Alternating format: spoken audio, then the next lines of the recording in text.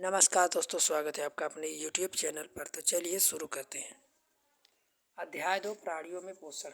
अपने अध्याय 1 में पढ़ चुका है पादप अपना भोजन प्रकाश संश्लेषण द्वारा स्वयं बना सकते हैं, परंतु प्राणी ऐसे नहीं कर सकते हैं। प्राणी अपना भोजन प्रत्यक्ष अथवा अप्रत्यक्ष परोक्ष रूप से पौधे से प्राप्त करते हैं। कुछ प्राणी सीधे पौधे का भक्षण करते हैं, जबकि कई अन्य जंतुओं को अपना आहार बनाते हैं जो पौधे खाते हैं। कुछ जंतु पौधे एवं जंतु दोनों को खाते हैं। याद रखिए, मानव सहित सभी जीवों को वृद्धि करने, स्वस्थ गतिशील बनाए रखने के लिए खाद्य पदार्थों की आवश्यकता होती है। कार्बोहाइड्रेट जैसे कुछ घटक जटिल पदार्थ अनेक जंतु इन जटिल पदार्थों का उपयोग सीधे इसी रूप में नहीं कर सकते हैं, अतः इन्हें सरल पदार्थों में बदलना आवश्यक होता है, जैसे निम्न आरेख द्वारा दिखाया गया है। जटिल पदार्थों का सरल पदार्थों में परिवर्तन होना टूटना विघटन कहलाता है। इस प्रक्रम को पाचन कहते हैं। खाद्य अंतर्ग्रहण की विभिन्न विधियाँ। भोजन के अंतर्ग्रहण की विभिन्न विधि जीवों में विभिन्न भिन्न होती है। मधुमक्खी एवं मर्म पक्षी पौधों का मकरंद चूसते हैं। मानव एवं कुछ अन्य जंतुओं में शिशु माँ का दूध पीते हैं। अजगर जैसे सर्प वंश प्राणी अपने शिकार को समूचा ही निगल जाते हैं। कुछ जलीय प्राणी अपने आसपास पानी में तैरते हुए खाद्य कणों को छान कर उनका भक्षण करते हैं। क्रियाकलाप 2.1। सारणी में दिए गए जंतुओं के भोजन के प्रकार एवं पोषण प्राप्त करने की विधि कौन कौन सी है?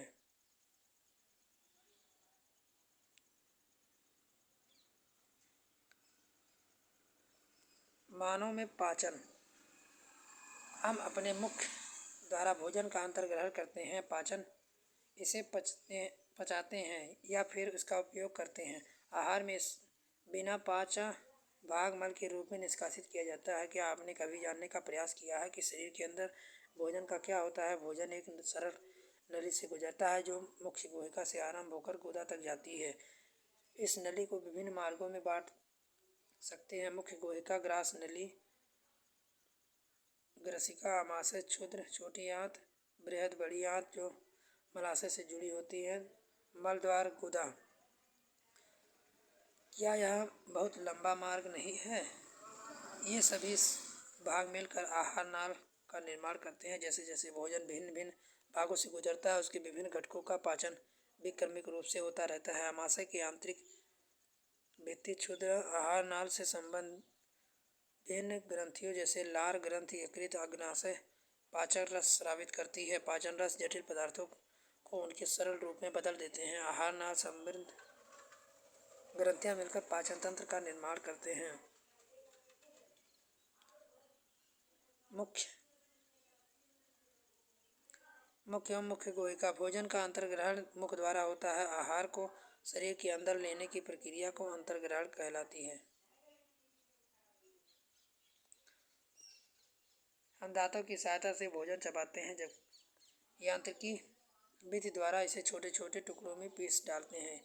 प्रत्येक दांत मसूड़ों के बीच अलग अलग गर्तिका में धंसा होता है। हमारे दांतों की विभिन्न भिन्न आकृतियाँ होती हैं, उनके कार्य भिन्न भिन्न होते हैं, इनके अनुसार अलग अलग नाम दिए गए हैं। क्रियाकलाप 2.2। अपने हाथ जोड़िए। दर्पण में रखते हुए अपने दांतों की गणना कीजिए। अपनी तर्जनी से दांतों को छूकर महसूस कीजिए। आपके मुख हिस्से में कितने प्रकार के दांत हैं? इससे अपना रोटी का टुकड़ा लेकर उसे काटिए।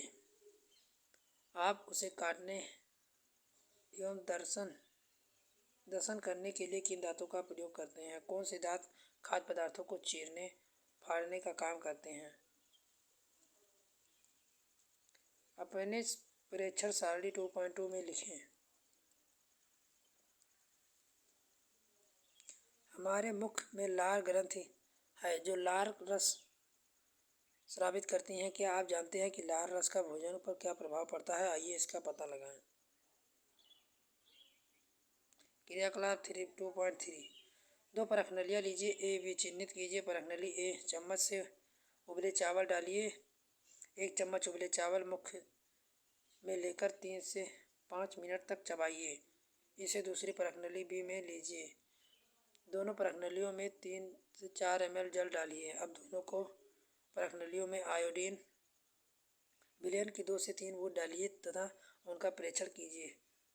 परखनली ए बी क्या अंतर दिखाते हैं? परखनली में रंग परिवर्तित क्यों होते हैं? परिणामों की चर्चा अपने मित्रों के साथ अध्यापक से कीजिए। लाल रस चावल में मंड को शर्करा के रूप में बदल देता है। जीभ एवं मांसपेशी अंग हैं जो पीछे की ओर मुख्य गुहिका के लार अधर तल से जुड़ी होती हैं। इनका ग्रहण अग्रभाग स्वतंत्र होता है और किसी दिशा में मुड़ सकता है। क्या आपको जीभ के कार्य ज्ञात हैं? हम बोलने के लिए जीभ का उपयोग करते हैं। इसके अतिरिक्त यह भोजन में लार को मिलाने का कार्य करता है तथा निगलने में भी सहायता करता है। जीभ द्वारा हमें स्वाद का पता चलता है। जीभ पर स्वाद कलिकाएं होती हैं जिनकी सहायता से हमें विभिन्न प्रकार के स्वाद का पता चलता है। 2.4 स्वाद कलिकाओं की स्थिति पर पता लगा सकते हैं। क्रियाकलाप 2.4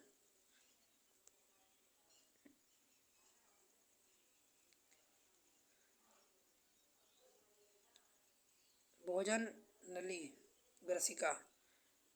निगला हुआ ग्रास नली अगला ग्रसिका में जाता है। चित्र 2.2 ग्रसिका गले एवं वक्ष से होती हुई जाती है। ग्रसिका की भित्ति से संकुचन से भोजन से नीचे की ओर सरकता जाता है। वास्तव में संपूर्ण आहार नाल संकुचित होती रहती है तथा यह गति भोजन को नीचे की ओर धकेलती रहती है। कभी कभी हमारा आमाशय खाए हुए भोजन को स्वीकार नहीं करता है, फलस्वरूप वमन द्वारा उसे बाहर निकाल देता है। ऐसी घटना याद कीजिए जब भोजन के बाद आपने वमन किया हो। इस कारण विषय में सोचिए। अपने अध्यापकों के इस विषय पर चर्चा कीजिए। आमाशय मोटी भित्ति वाली थैलीनुमा संरचना चपटा जे की आकृति का होता है। आहार नाल का सबसे चौड़ा भाग यह एक ग्रसिका से खाद्य पदार्थ प्राप्त करता है तथा दूसरी क्षुद्रांत में खुलता है। आमाशय का आंतरिक स्तर सदस्य श्लेष्मा हाइड्रोक्लोरिक अम्ल पाचक रस स्रावित करता है। संश्लेषण आमाशय के अतिरिक्त आस्तर को सुरक्षा प्रदान करता है। अम्ल अनेक ऐसे जीवाणु को नष्ट करता है जो भोजन के पश्चात वहां तक पहुंच जाते हैं। साथ ही यह माध्यम को अम्लीय बनाता है जिससे पाचक रसों को क्रिया करने में सहायता मिलती है। पाचक रस प्रोटीन को सरल पदार्थों में विघटित कर देती हैं। क्षुद्रांत लगभग 7.5 मीटर लंबी अत्यधिक कुंडलीकृत नली या यकृत अग्नाशय से स्राव प्राप्त करती है। इसके अतिरिक्त इसकी भित्ति से कुछ रस स्रावित होते हैं। यकृत गहरे लाल भूरे रंग की ग्रंथि होती है जो उदर से ऊपरी भाग में दाहिनी की ओर स्थित होती है। यह भीतर की सबसे बड़ी ग्रंथि होती है। पित्त रस स्रावित करती है जो एक थैली में संग्रहित होता है। इसे पित्ताशय कहते हैं। पित्ताशय रस का पाचन में महत्वपूर्ण भूमिका निभाता है। अग्नीय हल्के पीले रंग की बड़ी ग्रंथि हैं जो अग्नाशय के ठीक नीचे स्थित होते हैं। अग्नाशय रस कार्बोहाइड्रेट प्रोटीन पर क्रिया करता है, आपको इसके सरल रूप में परिवर्तित कर देता है। आंशिक रूप से पचा भोजन अब क्षुद्रांत से निचले भाग पहुंचता है जहां अंतररस भाजन को पूर्ण कर देता है। कार्बोहाइड्रेट सरल शर्करा जैसे ग्लूकोज में परिवर्तित हो जाते हैं। वसा अम्ल ग्लिसरॉल में तथा प्रोटीन अमीनो अम्ल में परिवर्तित हो जाते हैं। क्षुद्रांत में अवशोषण पचा हुआ भोजन अवशोषित होकर क्षुद्रांत की भित्ति में स्थिर रुधिर वाहिकाओं में चला जाता है। इस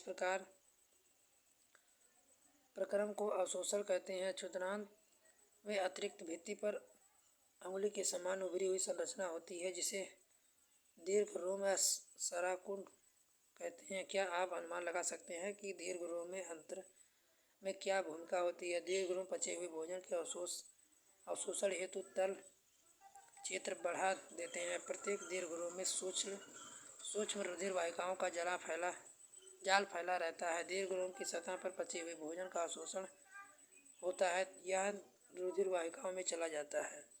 अवशोषित पदार्थों का स्थानांतरण रुधिर वाहिकाओं द्वारा शरीर के विभिन्न भागों तक होता है जहाँ उनका उपयोग जटिल पदार्थों को बनाने में किया जाता है। इस प्रक्रम को स्वांगीकरण कहते हैं। कोशिकाओं में उपस्थित ग्लूकोज का विघटन ऑक्सीजन की सहायता से कार्बन डाइऑक्साइड एवं जल में हो जाता है और ऊर्जा मुक्त होती है। भोजन का वह भाग जिसका पाचन नहीं हो पाता है अथवा शोषण नहीं हो पाता है बृहदंत में भेज दिया जाता है। बृहदंत क्षुद्रांत अपेक्षाकृत चौड़ी छोटी होती है, लगभग 1.5 मीटर लंबी। इसका मुख्य कार्य जल कुछ लवणों को अवशोषण करना होता है। बचा हुआ अपशिष्ट पदार्थ मलाशय में चला जाता है तथा अर्धठोस मल के रूप में रहता है। समय समय पर गुदा द्वारा यह मल बाहर निकाल दिया जाता है, इसे निष्कासन कहते हैं। घास खाने वाले जंतुओं में पाचन।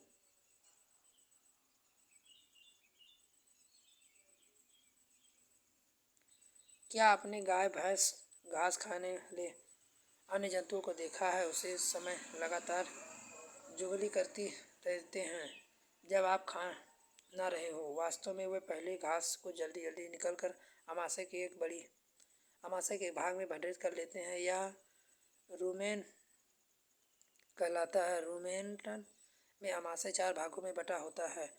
रूमेन में भोजन का आंशिक पचा होता है, ये जुगाल कहते हैं, परंतु बाद में जंतु इसको छोटे पिंडों में रूप में पुनः मुख्य में लाता है तथा इसे वह चबाता रहता है। इस प्रक्रम को रोदरांत कहते हैं। ऐसे जंतु रूमेटन अथवा रुमंथी कहलाते हैं। घास के सेलुलोज से प्रचुरता होती है जो एक प्रकार के कार्बोहाइड्रेट है। किसी रूमेंट अथवा रोमपंथी पशु, हिरण आदि रूमेंट सेलुलोज का पाचन करने के जीवाणु पाए जाते हैं। बहुत से जंतु एवं मानव सेलुलोज का पाचन नहीं कर पाते। जानवरों जैसे घोड़ा, खरगोश आदि क्षुद्रांत एवं बृहदांत के बीच थैलीनुमा बड़ी संरचना होती है जिसे अर्धनाल कहते हैं। भोजन के सेलुलोज को पाचन यहाँ पर जीवाणुओं द्वारा किया जाता है जो भोजन के आहार नाल में उपस्थित होते हैं। अमीबा में संभरण एवं पाचन। अमीबा जलाशयों में पाया जाता है, एक कोशिकीय जीव है। अमीबा को कोशिका में एक कोशिका झिल्ली होती है, एक गोल संघनन केंद्र और कोशिका द्रव में बुलबुले के समान अनेक धमनियाँ होती हैं। अमीबा निरंतर अपनी आकृति में स्थिति बदलता रहता है। यह एक अथवा अधिक अंगुली के समान प्रवर्धक निकालता रहता है जिसे पदाभ कहते हैं। इसे गति देने और भोजन में पकड़ने की सहायता करता है। अमीबा कुछ सूक्ष्म जीवों का आहार करता है। जल इसे भोजन का आभास होता है। यह खाद्य कण के चारों ओर पादप विकसित करके उसे निकल लेता है। खाद्य पदार्थों की खाद्यदानी में फंस जाते हैं। 2.10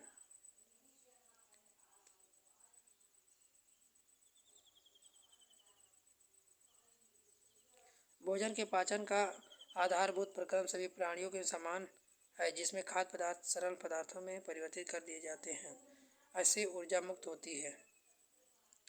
अगले अध्याय में आप अपना द्वारा अवशोषित खाद्य पदार्थों के शरीर में अन्य भागों के स्थानांतरण के विषय में पढ़ेंगे। प्रमुख शब्द: अवशोषण, एमिनो अम्ल, स्वांगीकरण, पित्तरस, मुख्य कोशिका, रंध्रकांत, सेलुलोज, पाचन तंत्र, निष्कासन, वसा, अम्ल, खाद्यधानी, पित्ताशय, कृत्य, अग्नाशय, यकृत, चर्वणक, ग्रसिका, अग्नाशय, अग्रचर्वणक, पदाभ, रूमेटन, रोमरंध्री, लाल ग्रंथि, दीर्घ रोम। आपने क्या सीखा? अभ्यास।